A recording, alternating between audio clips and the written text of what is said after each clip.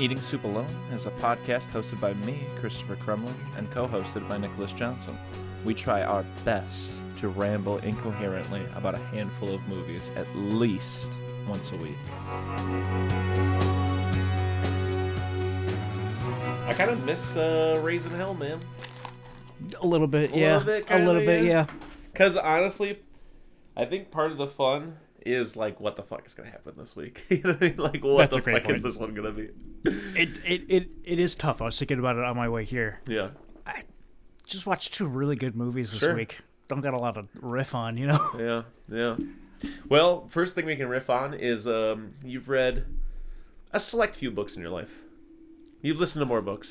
I want to say rude, but yeah, you're right. You're correct. I'm not a big reader. But one of them that you love near and dear to your heart is Frankenstein. Yeah, Frankenstein might be my favorite book. Yeah, I knew this. And yeah, I was thinking about it, especially while watching this movie. I was like, oh, Frankenstein is just the Iron Giant. And so that's probably what I like it the most. I like a big monster guy who's like, I just want to be a nice monster guy. As far as film adaptations of Frankenstein goes, which ones have you ingested with your eyes? All of them, I think. Really? You and I watched, I think, all of them. We did Dracula. We did Frankenstein as well. Did we? Frankenstein, Bride of Frankenstein. We watched the Young Frankenstein. Well, you're missing a couple. I didn't watch. One of the big ones is the Hammer Frankenstein from the 50s. It's like the Peter Cushing, Christopher Lee. I think we did. Yeah. We would definitely watch the Dracula one they did. It's called like Hammer Frankenstein. The Curse of Frankenstein, maybe, or something. 1958, I want to say. 57, 57. Maybe? Yeah, 57. Oh, yeah, no, I haven't seen this. Okay. Oops. And then the other one is Mary Shelley's Frankenstein with Robert De Niro. Yes, that I have not seen. Is there any chance in hell you want that to be our next episode? Is that double feature? I would love to, but if I remember correctly, last time we did a bunch of Frankensteins, really tanked things for us. But I don't care. Yeah, I would do that. Okay. But anyways, so I got Franken fever right now. Really? Yeah. I was just curious, like, how this stacks up in a sense. If you had a broad palette for Frankenstein tales, and before we even get into it, like, just how this one stacks up for you. Well, from all the from what I'm now learning, select Frankenstein media I've seen, I really liked this. I thought it was pretty good. Yeah. It was, I mean, it's faithful to the book as I've seen in a movie, but also at the same time, it's very clearly that Guillermo del Toro was like, yeah, but I like the big machines and the electricity from the other movies, so I'm going to throw those in there too. Yeah. I thought this movie kicked ass. I thought it could have kicked a little bit more ass, but interesting. The more I think about it, the more I like it. Okay. You know what my problem might be? What's your problem? This movie's 2.5 hours long. Okay. Make it 3. I hate long movies, but if you have a 2.5 hour movie, that's a 3-hour movie. Just make it 3 hours, because I felt like some stuff happened pretty quickly at the end. Okay. Where I was like, you should have fleshed more stuff out and cut some other stuff out, but also just add another 30 minutes in there. So when Mia Goth is dying with the monster going, I love you, actually, make me believe that a little more. So, question. Is that the main bit of kick-assery you needed more expanding on, or like what else did you feel like needed expanding on? At the end when they're like, yeah, and then I started chasing them, and 20 years have passed apparently, and now I'm on this boat. Just stuff like that, you know? Or him. I think just the struggle between the two men, the man and the monster, or the creature. Sorry. Yeah. I love in the book when he makes the monster, he almost immediately goes, oh man, I should not have made a guy. I really fucked up here. Very sobering to make a man. Yeah. It sounds like a great idea until you do it, and then you're like, oh no. And me reaping, me sowing. Exactly. And in this one, he's like, oh man, I don't want to be a dad to a tall guy. Yeah. This sucks. I hate it. I'm going to blow this place up. And again, in the book, the monster very much so is like, hey man, I'm a big gross monster and I just want to like people and I can't die, and so I live this miserable life, and so I'm going to kill you because of it. Yeah. And I feel like in this movie it feels more so like, hey man, you were mean to me and tried to blow me up. Yeah. so I'm gonna try to be mean to you and blow you up at the same time. Yeah. Whereas there is a lot of the monster being like, God, I just want to like people and I want people to like me, but also he's trying to blow me up and I'm mad about that. Heard. Something else I'll say, we don't often do this anymore, but I'm going to revive it for this one. The connective tissue that connects these two films. Ooh, love it. Yeah, I'm going to start with... Wonky eyes. I'm going to start with the novel by Mary Shelley. One of my favorite elements is that it starts, if I'm not mistaken, with a letter that like a sailor or whatever, like the captain is writing to his wife or something like that. His sister. Yeah, his sister, about a story that a guy told him. Yep. So you're like, you know what I'm saying? Yes. You're like, okay, so starting off, I'm in the middle of ingesting what is being put into a letter, which is the regurgitation of something he ingested earlier. It's like Inception, you know what I'm saying? You're very deep into the... Yes. You know? Same thing with Perfect Blue. I feel like it's kind of like that thing where you can never tell when you're like in reality, in dream, in the show that she's shooting. It's kind of like, where are we actually out in this thing? So... There you go. You there got you it? go. Oh, Yeah. Okay. You Anyways, nailed it. but back to the movie. That's all I got. I could have gone deeper maybe, but... Chris, what do you think about Frankenstein? I know you like Frankenstein quite a bit, and you've seen 1,000 more Frankenstein movies than I have, apparently, so... I've only seen one of the two that I recommended to you. Okay. I've seen The Curse of Frankenstein with Peter Cushing. And the thing that I like about that one... Just really quick. So I love the original. As you know, it's one of my favorite films. And I especially love the trilogy it's a part of. I think that each one of them are strong in their own regard. The Curse of Frankenstein from 1957. Peter Cushing's performance is phenomenal. That it almost rivals and maybe even surpasses. I think it's Colin Clive from the first one.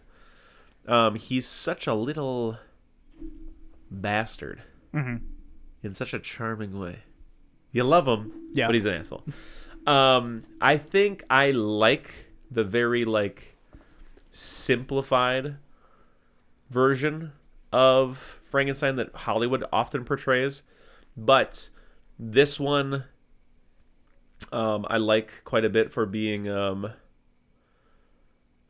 so we've discussed so far, true to what the Mary Shelley novel is, as opposed to what Hollywood shows off, which is simplified by Hollywood in 1931, 1957. A lot of the retellings, creature doesn't speak. It is immediately horrible, and then you get the twist eventually when he's out, that he's actually very gentle, and that actually Frankenstein is the monster in this scenario. Initially you think he's the monster because he created a monster, but really it's because of what he's what he's forced upon this creature, in a sense, whereas in this one, like you mentioned, even though it is a little bit drawn out because it's a film, it is pretty quickly apparent, okay, he's a bastard to this creature that he's made and abandoned him. You know what I'm saying? It's a very truncated time between you and what the horror actually is. You get what I'm saying? The lead isn't necessarily buried with just oh, it's horrific that this guy made a monster. It's just horrific that he's, that he's, you know what I'm saying? Which is neat because it's a fun way to differentiate itself from all the other media to I've not seen, Mary Shelley's. I think he also speaks in that one, but for him to be talking and for the evil of Frankenstein to not be this insult upon God or yada yada yada, but instead just be that he's a bad dad. Yeah. He has no patience. He has no interest in the creature. No love for it. He's just very indifferently perform. That's the importance of including the scene of him with his father is because he's treating the monster the same way his dad treated him. Yeah. He just wants the creature to show that he's intelligent, and that's all he cares about. Nothing else could matter, possibly. Same thing with his dad. His dad is I need you carry my name, I need you to be as smart, if not smarter than me. Otherwise, I have no use for you, and your mom can go hang out with you. Be like, I'm getting a little off the board, but the question you asked me was, how do I feel about it? I think it's good. You're right. I don't think it's like the best thing I've ever seen, but it's very good. And the really special thing about it that makes it super enjoyable is that it is so much like the book. Is how I'd put it. Yes. You know what I mean? Yeah. Really like it. Not a bad film. Not my personal favorite, but it's definitely unique in the and definitely worth seeing. I think it definitely adds to the like zeitgeist level knowledge of Frankenstein, for this to be blasted out there, for folks who are never going to read the book. Like this is a good like touchstone piece for like, what's the book like, how is it different from movie Frankenstein. So that would be my main overview. Nice. Do you have something prepared, or do you mind if we kind of scroll through a little bit of plot? I would like to make one more complaint about this movie. Okay, a complaint. I think go ahead and go through plot if you'd like to. Okay. I'm thinking about it because I'm looking at this screenshot of Curse of Frankenstein. Okay. And the Frankenstein in this movie, Yeah. this guy's fucked up. Yeah. I don't like looking at him. Yes. And that's a big problem I have. Christopher Lee does. Yeah, he looks cool in that one. Yeah, it's a big problem I have with every Frankenstein movie I've ever seen, including this Guillermo del Toro one. Yes. This is a hot man with some yellow and gray paint on him. Yeah. Have you ever seen Junji Ito's Frankenstein? I've not. Junji Ito's a manga artist who just like does horror stuff. Sure. And he has a like 1-to-1 retelling of Frankenstein that he does. And I saw that and I was like, I would throw rocks at that guy. I understand that because I've always been like, man, what I get from the book is like, oh yeah, this is a guy that looks like he's made out of a lot of different guys. Yeah. And that's hard to look at. I kind of get that with Curse of Frankenstein as well. Yeah. But with Jacob Elordi, that's just a hot guy with a bunch of paint on him. I've seen a bunch of interviews with him and Guillermo del Toro lately talking about how this guy did 20-hour days because to get like the full head to toe monster makeup took 12 hours. Wow. I didn't need to do that.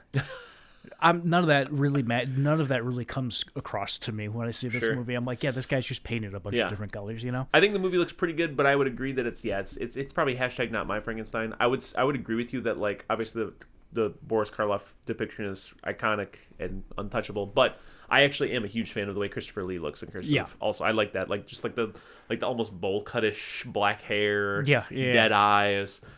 He also wears the same kind of like black coat that Jacob Elordi wears in Curse of Frankenstein, which looks a lot like what is his freaking name? I think it's the ghost of Elias Kingston. Does that mean anything to you? It does not. Okay, look up the ghost of Elias Kingston. It's perhaps one of my favorite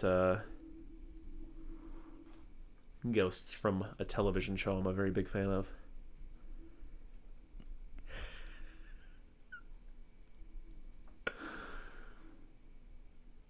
Oh, from Scoobert? Scoober-Doo. Yeah, hell yeah, man. Yeah. See how that looks quite a decent bit like with the green skin and the black coat and the hair. Yeah, also he looks like Johnny Cash. Someone posted on Google a picture of the two of them next to each other. That is 1,000% correct. I am also looking at that. And something else I don't like about this movie. What's that? Which bugged me here and there. But I understand because that's great. Yeah, I love him. Good. Anyways. It is a Guillermo del Toro movie, so this makes sense. But like when they're on the ship and stuff like that, at the beginning, I'm like, ain't no one on this fucking actual boat. This is a bunch of CGI computer gobbledygook, and it really bothered me. Just when movies don't look real. Yeah. But they still do look real. I hear you. It bugs me a little bit, but I do love that. You know me, I don't like CGI, period, full stop. So yeah, but I do love that it's a Guillermo del Toro movie. So he's like, this monster does at some point have to snap a guy backwards like a book and then rip another guy's jaw off. So we open. What year is it? 17? A little. 18? Yep. 25. 1857 it says. Didn't know really? that. It may have said it in the film, but I'm not a fucking encyclopedic. I started reading the book again, and the ship captain's letters all in. What's the name of the ship? 17. And then he doesn't say the actual year. Name of the ship is the SS Covenant. They are bound for the North Pole, and they become trapped in the ice, much like the boat that James and his peach friends find in James the Giant Peach. Do you recall this? Yes. Where the captain of the ship looks like Jack Skellington. Jack Skellington. Patrick Skellington. In high school, me and my dumb friends, I remember for a couple of days, were like trying to come up with catchphrases that we thought were funny, and one that my friend Jordan tried. Someone came around the corner, and Jordan went, "I see James, but where's the peach?" Yes, and then made me cry. Laugh so hard I cried because it doesn't mean anything. Question: in the book, I seem to recall, but I could be mistaken, that initially Frankenstein is like tracking down the monster to destroy him, but then the monster starts tracking down Frankenstein to destroy him. No, or am I flipping it around? He's tracking down the monster to destroy him, and the monster's like, "Yeah, come and get me."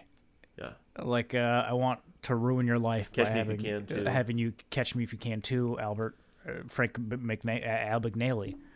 I see Jesse Eisenberg, but where's the Morgan Freeman? Woody Harrelson. Just as good, yeah. Anyway. But yeah, they're chasing each other. Sure. He's like waking up and being like, "I'm gonna starve to death." And he wakes up and there's a bunch of food from the monster who's like, "You ain't dying yet. You gotta come get me, buddy." Yeah. See, now that I love that. would make a good movie. Yeah, right? Yeah. And then that happened, which is how it works in this movie, which is a little bit of a bummer, but anyway. Yeah, I will also say I think still a slight shortcoming of this film is it's only really at the very, very end when Frankenstein's monster shows back up that he's like full articulate yada yada yada. In the book, he's a bit of a menace. Like, you can tell that his intellect almost like rivals that of Victor, it seems, based on the way that he conducts himself. So yeah, that kind of cat and mouse would be very interesting, because I feel like that would be, especially for Oscar Isaac's Frankenstein and the story that they've laid out with his relationship with his father and how much his father placed an importance on his intelligence.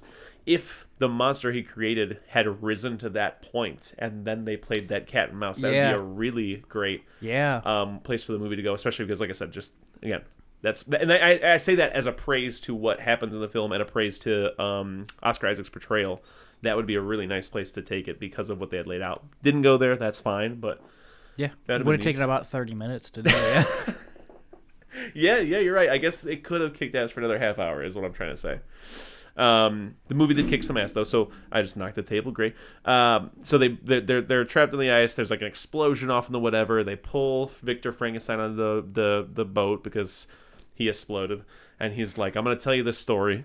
Not all of it is fact, but all of it is true. Yeah.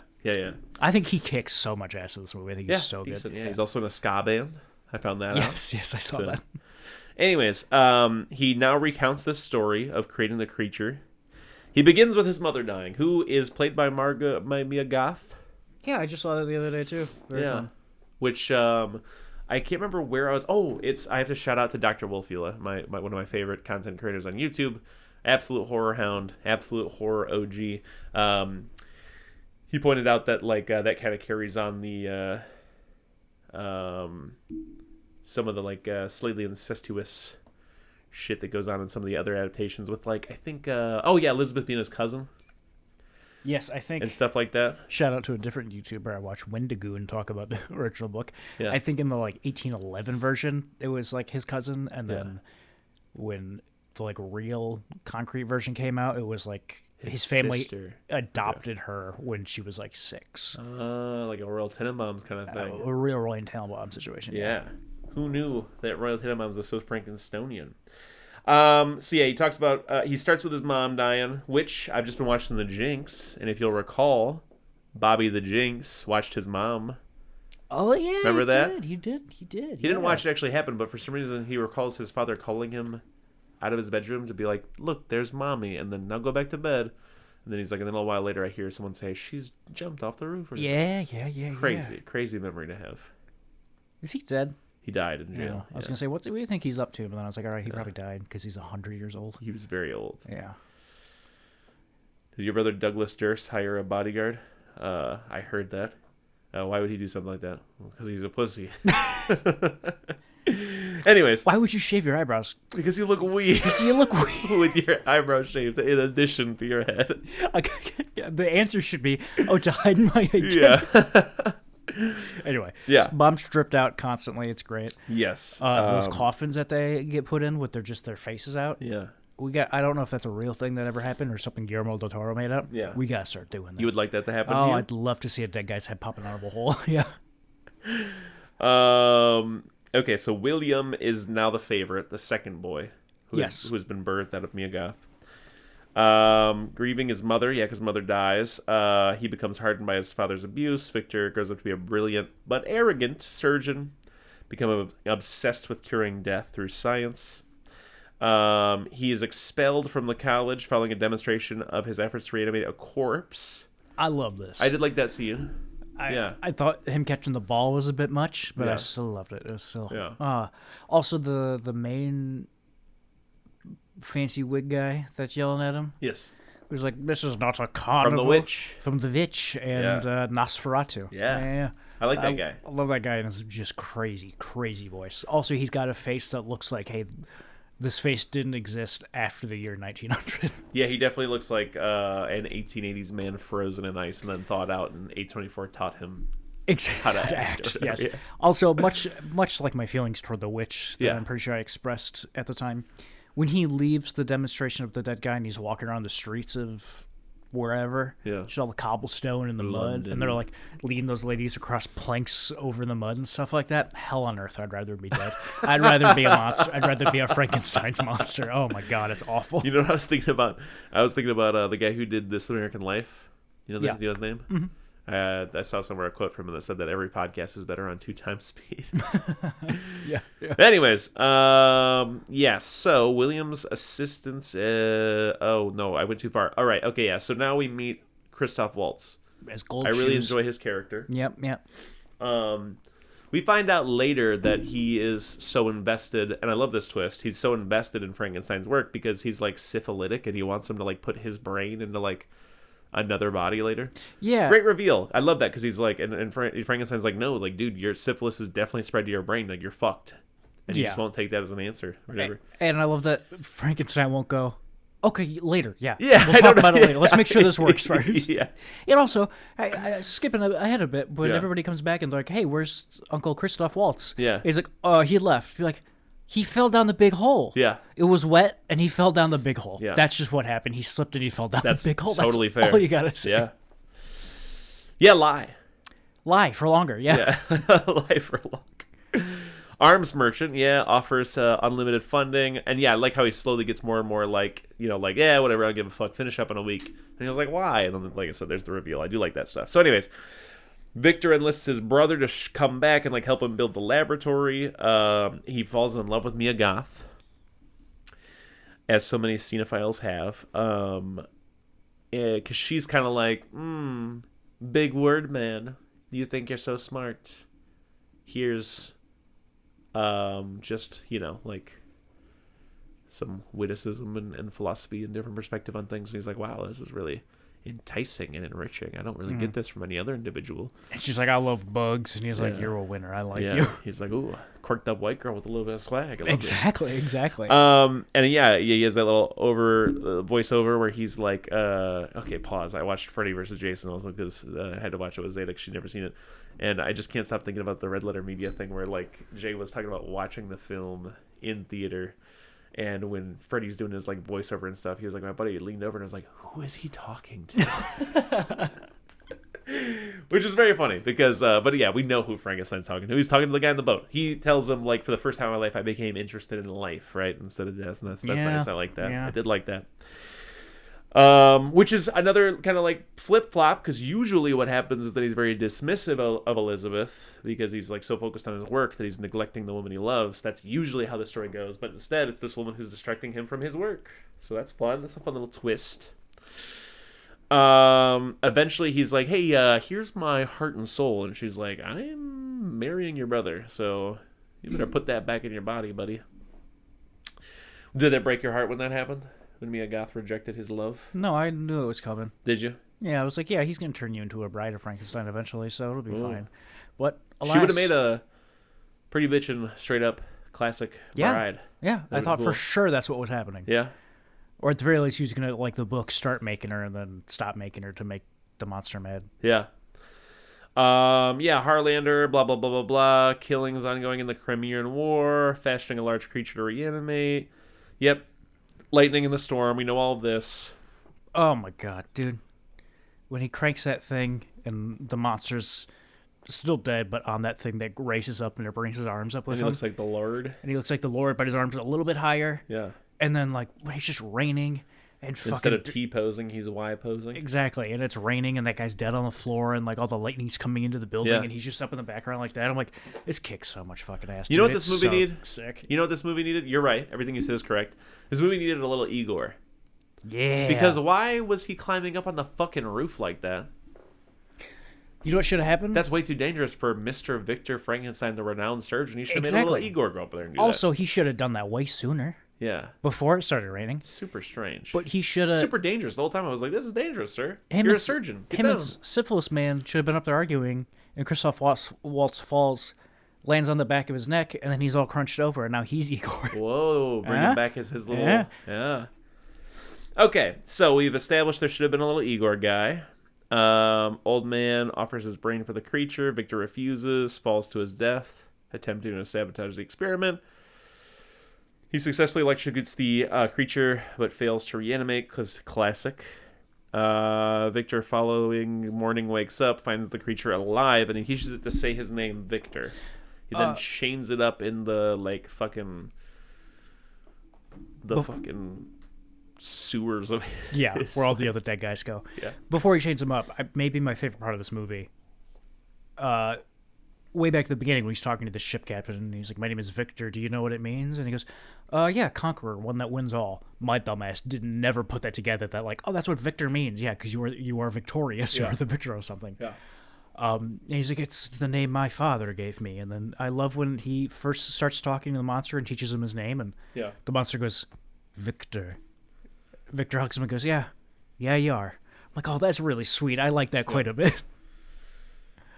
Also, I was thinking about that earlier with whereabouts. Like, oh, where's his last known whereabouts? I just like that. Like, I didn't look into the etymology of it, but like the whereabout is he? You know what I mean? Yeah, like I about never thought where about would that. you say? Yeah. You know, like, where's his whereabouts? Like, if you had to give me like an estimation of where he is, like, where's his whereabouts? You know? Whereabouts would he be? Yeah, exactly. Yeah. Love Anyways, slang. Oh, also, I'm watching the movie right now. We all totally skipped over the... How do you feel about the statue nightmares he's having? Totally forgot. Yeah, it's very Guillermo del Toro, and I think it kicks ass every time I see it, but But it's also unnecessary entirely to the story, almost. quite forgettable, yeah. Like, But it looks so cool. yeah, like, again, I mean, you know, whatever. I don't, you know, symbolism and imagery can mean whatever, but I feel like, you know, his mom dying early and him not wanting to accept his mom's death is a good enough reason for him to want to conquer death. You know, like, I don't think a crimson angel had to come to him in his sleep. Here's something I saw about this movie the other day. Yeah. It made me laugh. It was like an interview with like Oscar Isaac and Guillermo. Yeah. And like an interviewer was like, "Why is he always drinking milk?" Because me, when I saw it, delicious. I was like, "This must be some like eggnoggy white alcoholic beverage that Yeah. they had back in the day." And Oscar Isaac goes, "Yeah, it's like a mother's milk kind of thing. Like he's like always, he's still connected to this all the way through." And Guillermo del Toro goes, "I always thought of him as a man who has no vices. He doesn't drink alcohol. He doesn't do any drugs. He is just at the top of his game and so unbelievably fit that, of course, he's drinking milk all the time, but it definitely came off the wrong way. Everyone thinks it's his mom."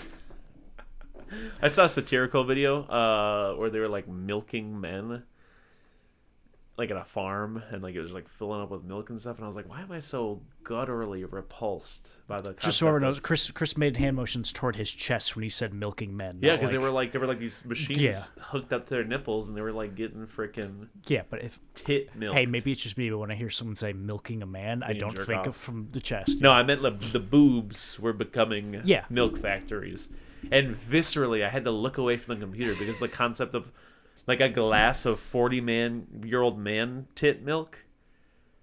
Like, I Right. would drink lady breast milk from any woman on earth before I had the glass of any guys. I don't know why. You know what I'm saying? Yeah, Do you know what I mean? Yeah, I'm not I don't- sexist though, so. So you disagree with me, you know? Actually, no, you're right, because you'd have to do something to a guy to make him produce. Exactly. milk. It's so unnatural. It's you're almost right. like Frankensteinian. It's like, It's how against- did you make it's that happen? against God, I'm yeah. not drinking that. That is ungodly. So yeah, it doesn't really have anything to do with the sex. It just has to do with the fact that that physically can't happen.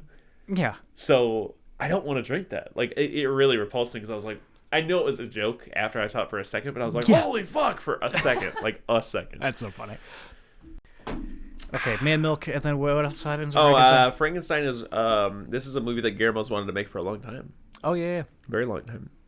I saw another interview with him where he's just Yeah. like relating this back to literally every movie he's ever made. Yeah. He's like the vampire in the super vampire in Blade 2 is like Frankenstein and Frankenstein's monster. I'm like, yeah, you're right, it is.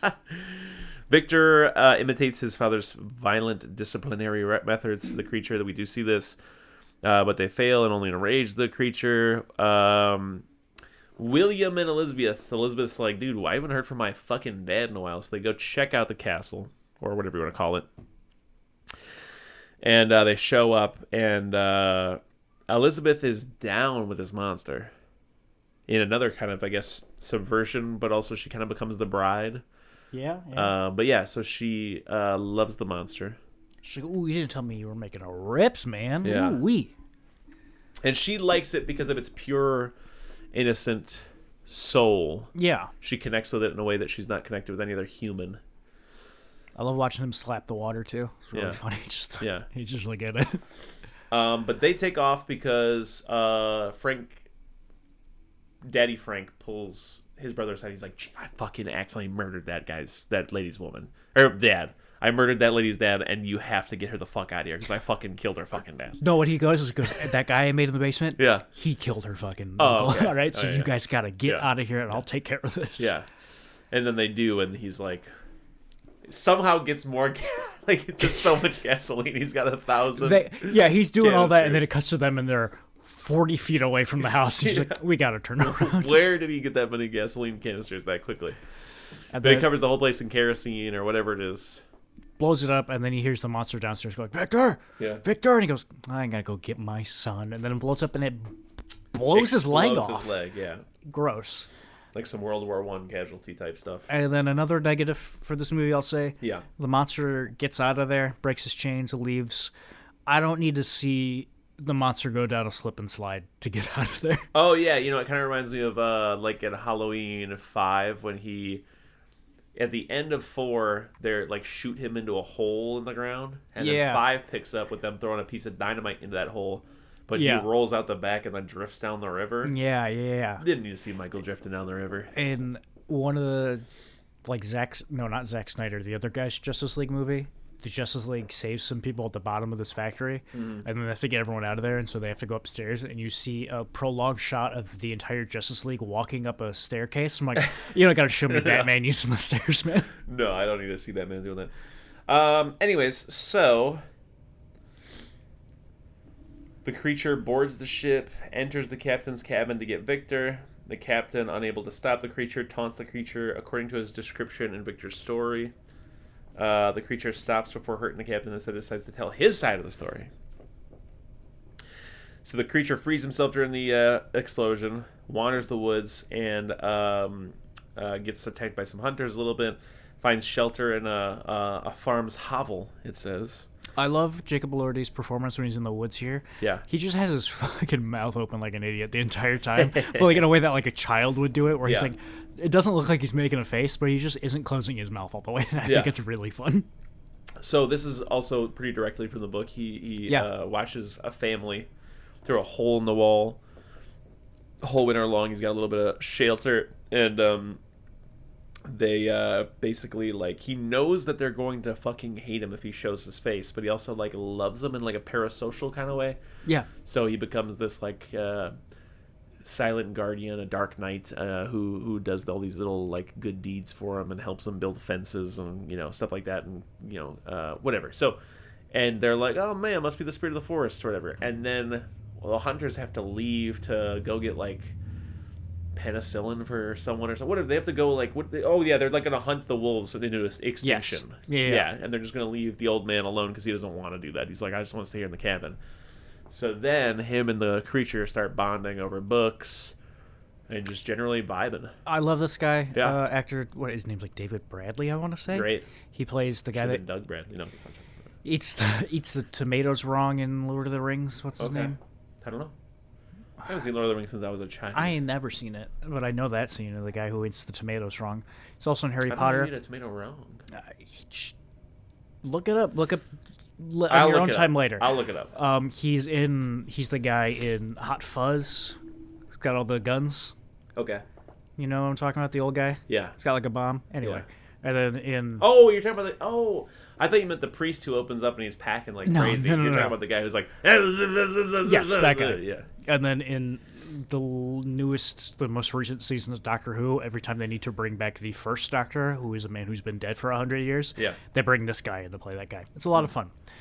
Anyway, he's great. I love that guy. I love that he's just like, oh, you and I are friends. Yeah. Yada, yada. Yeah. Again, rereading the book lately, in the book, instead of this loving relationship that they have, he's there for like a day.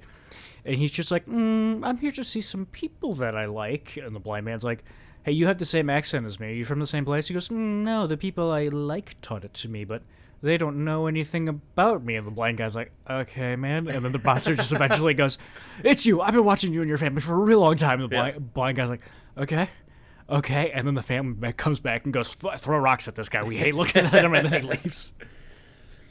In this one, wolves attack and kill the old man almost. Yes. He's on the brink of death. And then the creature fights off these wolves. And then he's like kind of comforting the old man, but then the hunters show up. Shoot him, and then he sleeps in the yard for a while because he's bleeding a bunch. Yes. I hate that they come back and they're like, what'd you do to him? It's like, do you see the half-skinned wolf and snapped apart? Well, wolves did it, and I killed the wolf. I ripped the wolf in half.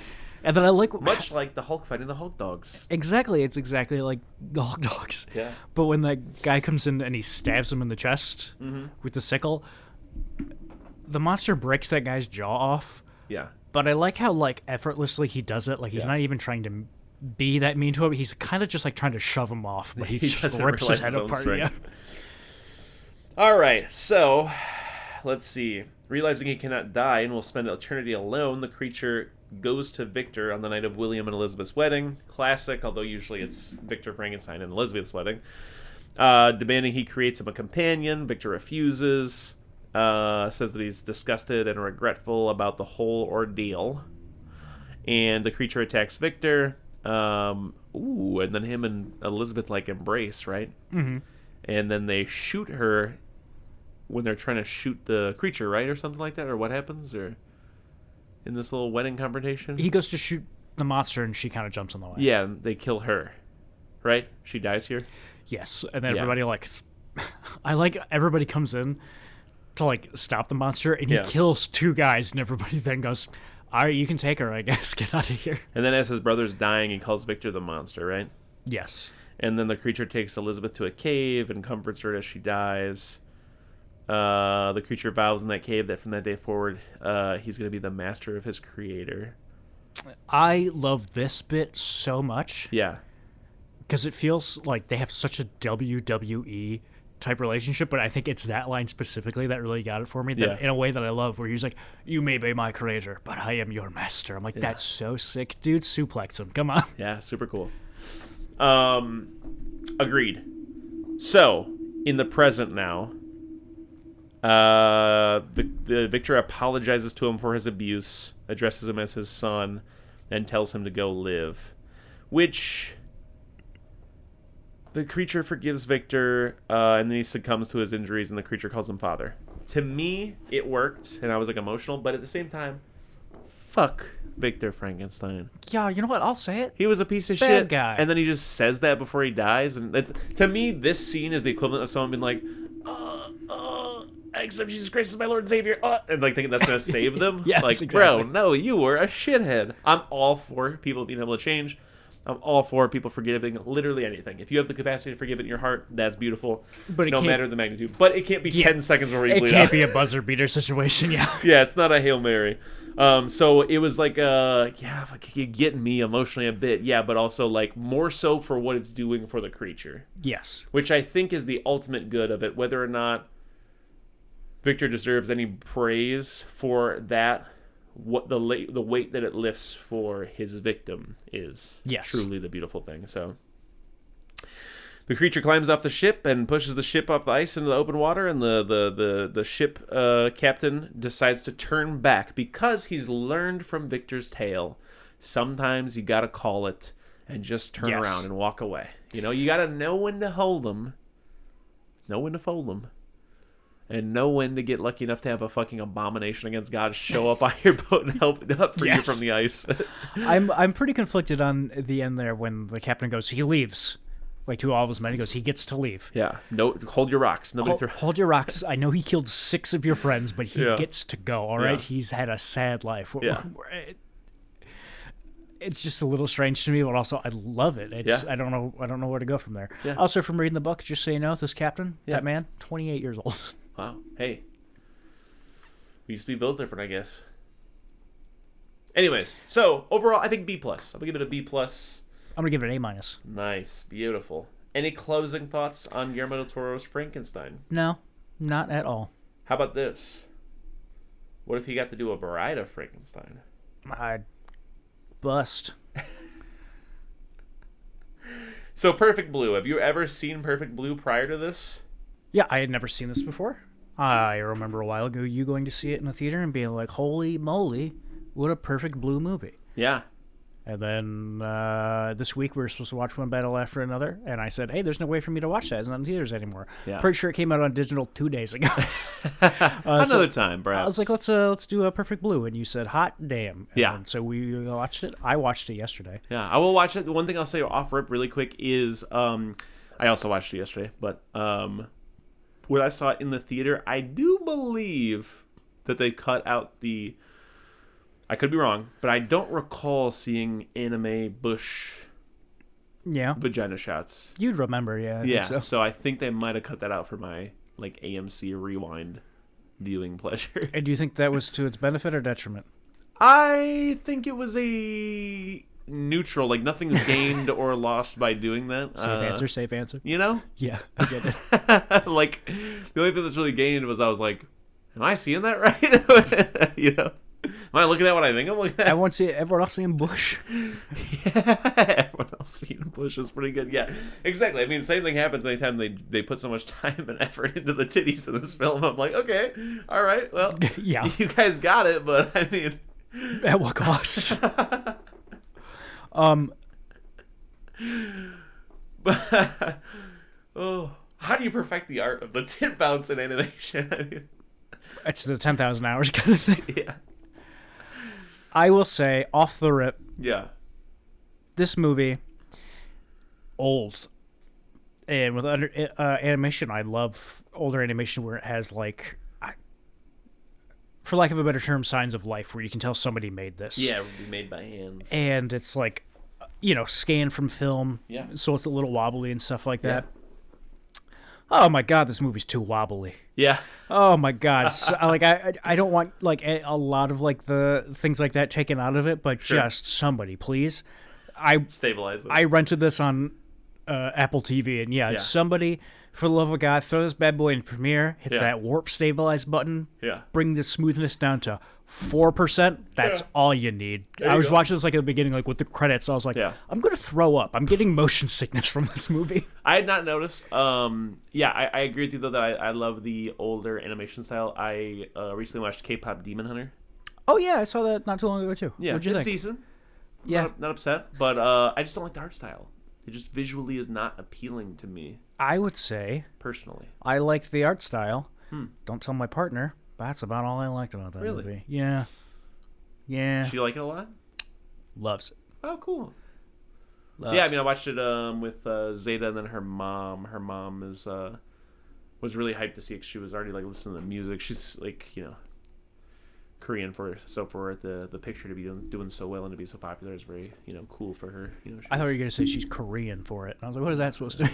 But anyways, like I said, that was fine. I mean, it's I enjoyed it fine. I thought it was charming and fun and stuff. It's a good little like family flick. But yeah, I don't know. I just don't care for the art style personally. Great Fortnite mode though. You know what I'm talking about? Huh? I said they had a great Fortnite mode. You know what I'm talking about?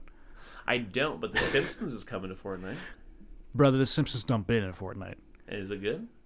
Oh yeah, the whole map is just Springfield. And it just is The Simpsons hit and run. I want to play The Simpsons hit and run so bad. Just get Fortnite. I have a PS2, but it's like $45 for a copy of Hit and Run. I got it somewhere. If I can get my hands on it, I'll bring it to you next time I see it. Yeah, man. Yeah, I got Sexy Flanders in Fortnite. I've spent more money than I'd like to admit on Simpsons Fortnite. Give me a ballpark. Come on. Blast. $20 probably. Oh, okay.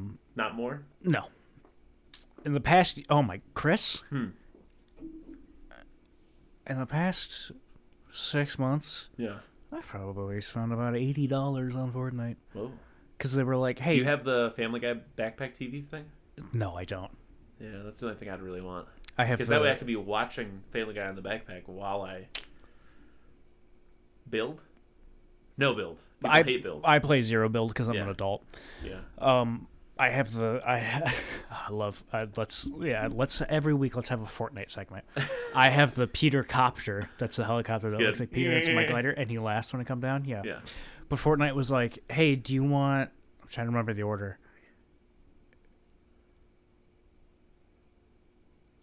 Hold on, give me 1 second. Fuck, what was the first one? They were like, do you want the cartoon monkey band, the gorillas? And I went, yeah, you know I do.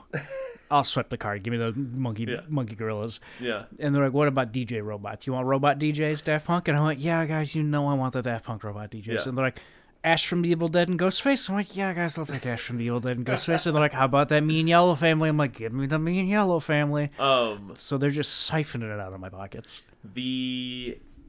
Just because we brought up Family Guy, and I have to repeat what I still think about it all the time. Fucking Family Guy joke I think about all the time. They're like all sitting on a park bench, like Peter and his boys, and Quagmire is like kind of shittily like complaining. He's like, "When am I gonna get my own show?" Like about Cleveland, you know? And Peter just goes, "Quagmire, you are a rapist." Yeah. It's pretty good. Anyways. All right. Let's see. We did Fortnite, we did Family Guy. You got anything to say about Minecraft? I don't. Okay, but good. Then Perfect let's Blue. move on to Perfect Blue. Other than it being warbly, it's got the Batman font. It's got the animated series font. Great font, yes. Oh, big picture. Did you like it? Did you hate it? What you rate it? I loved this movie. Yeah? Yeah, I'd give it like an A. I'd give it a A. Yeah? A hard it blew A. your balls off? It blew my perfect blue balls off, yeah. Expectation versus reality. Like, yeah, just take me through your journey, man. I want to hear your journey. Well, what I knew most about this movie is people go, Darren Aronofsky took a lot from this for Black Swan. And I hate Darren Aronofsky. Yeah. I don't think I could tell you anything about any of his movies, but I think he's a man named Darren who's trying to trick you into thinking that he's not a man named Darren. But no, I just heard just great things about this. I love a good 90s anime film, and so I was like, let's do it, and I watched it. I really, really, really enjoyed it. Like I said, I had no real expectations for this at all. Had no fucking clue. Had no fucking idea what was happening. Yeah. Neither did I going into it also. I went into it blind when I saw it for the first time. I really, really enjoyed it. I watched it with my partner. I don't think they enjoyed it as much. They liked it all the way up until her big scene in the TV show. My partner understandably was like, I didn't like that. I was like, I get it. And for the rest of it, she was like, I don't know what's going on. And I was like, I don't either. Yeah. But I still enjoyed it. I still like it. I think I got it by the end of it, like what I'm supposed to be taken out of it. But I really, really enjoyed it. Yeah. What about you, Chris? How do you feel about Perfect Blue? I would say perfect woo or not perfect boo. I mean, right here, I would just. Sorry, I'm addicted to doing this, but I'm just going to read Wikipedia to you because I agree with this sentiment.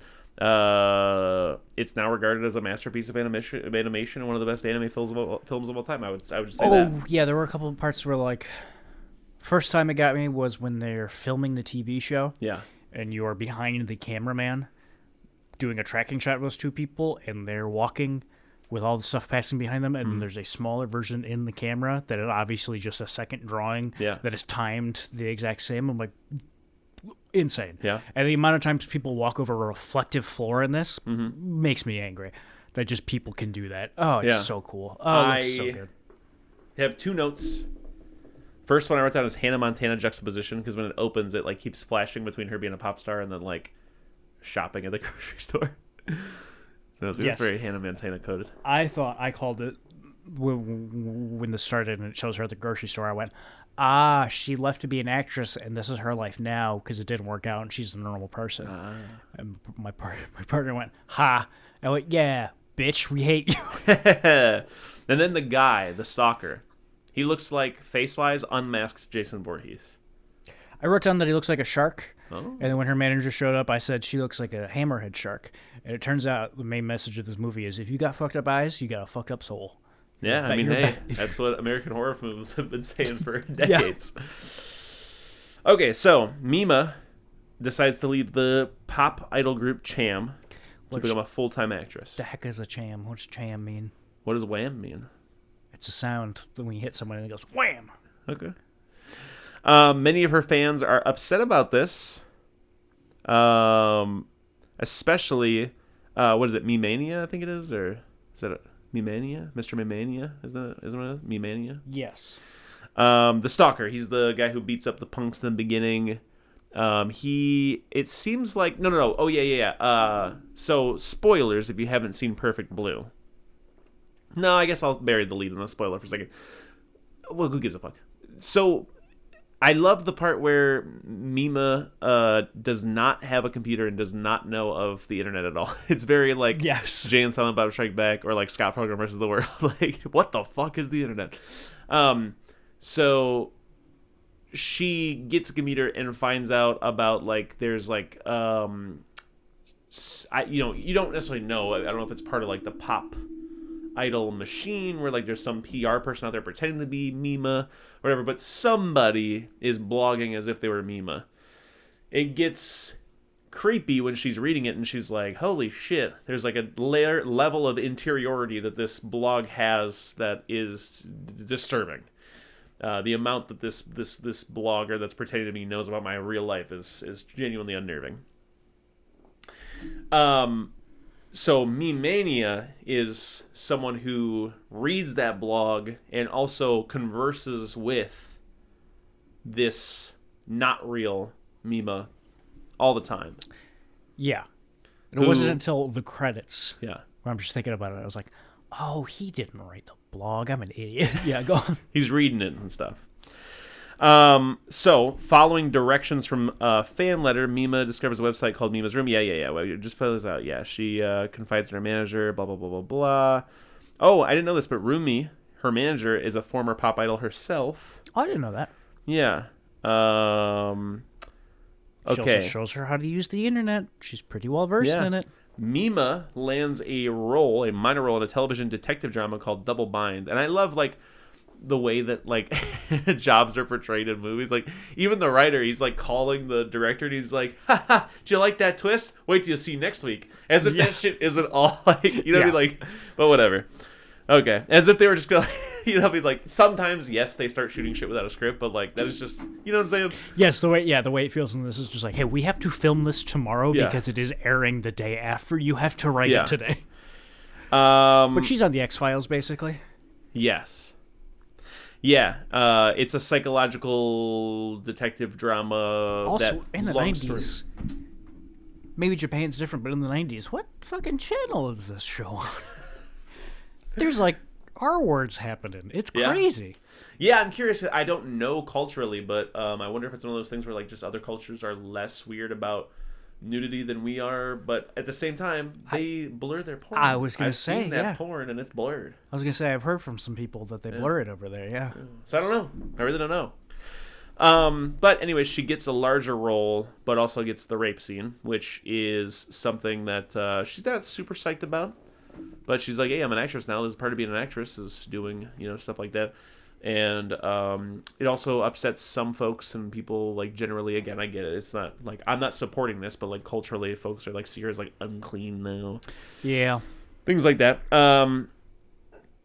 Anyways, so the plot of the story and her real life are blending together in like a soup of like just stress and psychosis induced by like just such a transformative time in her life, and also being stalked and stuff. Like, Yeah. just again, you just fall down this labyrinth of, is this her on the set of the film, or is this her real life, or is this like a weird kind of like fever dream thing? It's a very thrilling and enjoyable, just like kind of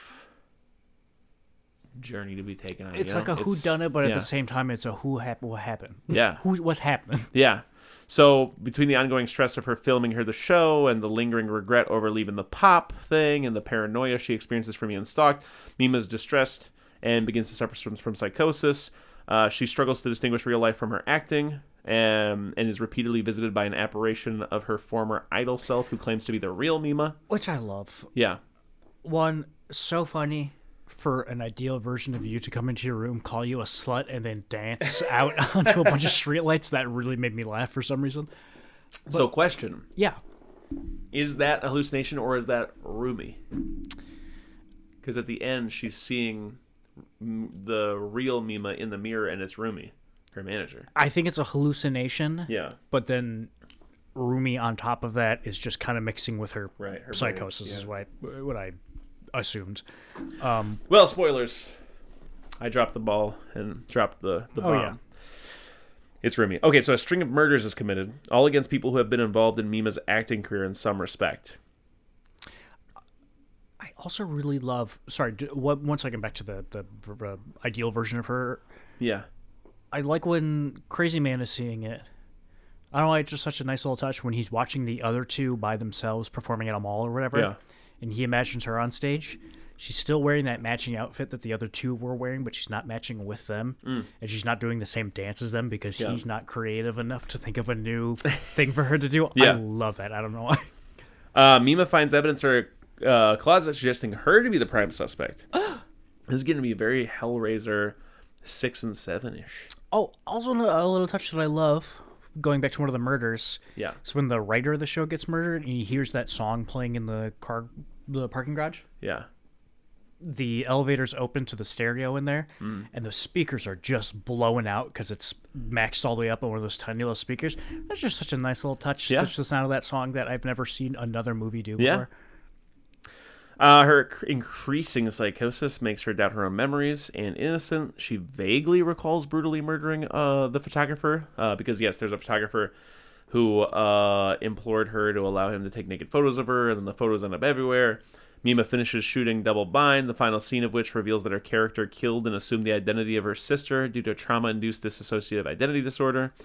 After the filming staff have left the studio, Mimania, acting on an email instruction from the real Mima to eliminate the imposter, corners Mima and attempts to rape and kill her, but Mima bludgeons him with a hammer and escapes.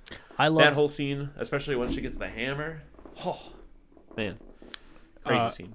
Very great joke. Shout out to my partner, but she hit him with the hammer. She went, he knocked his eyes back together where they're supposed to be. Unvorheased it. I love that.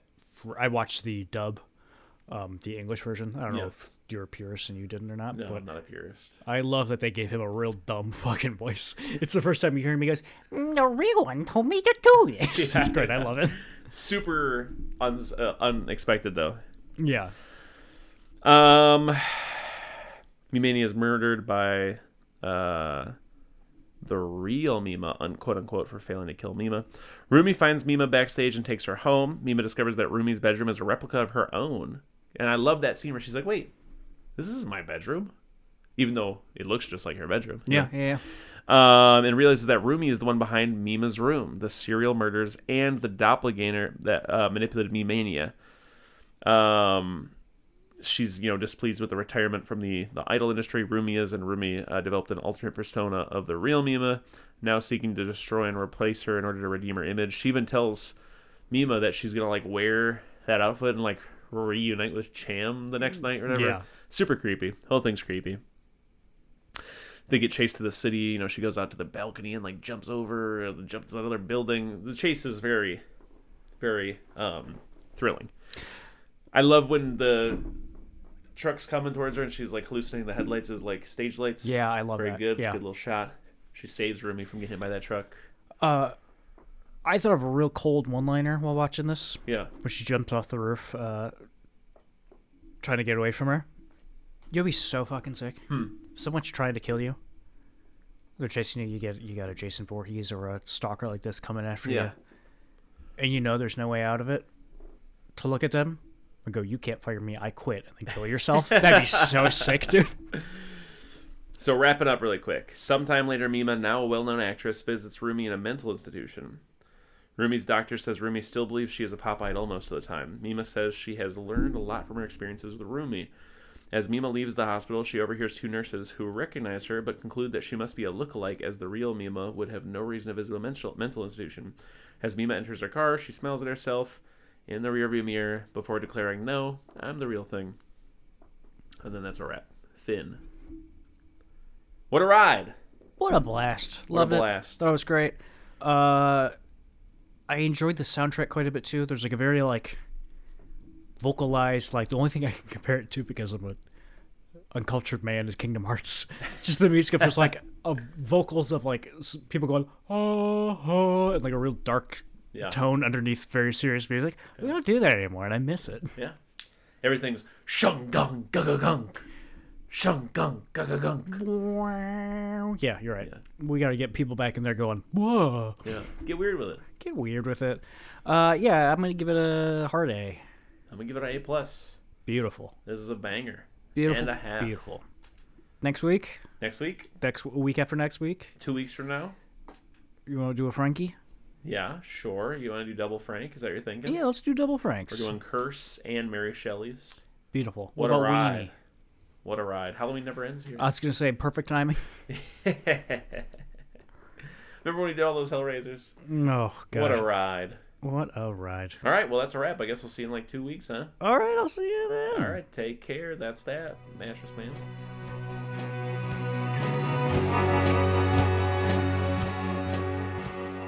If you need more soup, follow us on Instagram, Facebook, and Twitter, or go to our website, eatingsoupalone.com.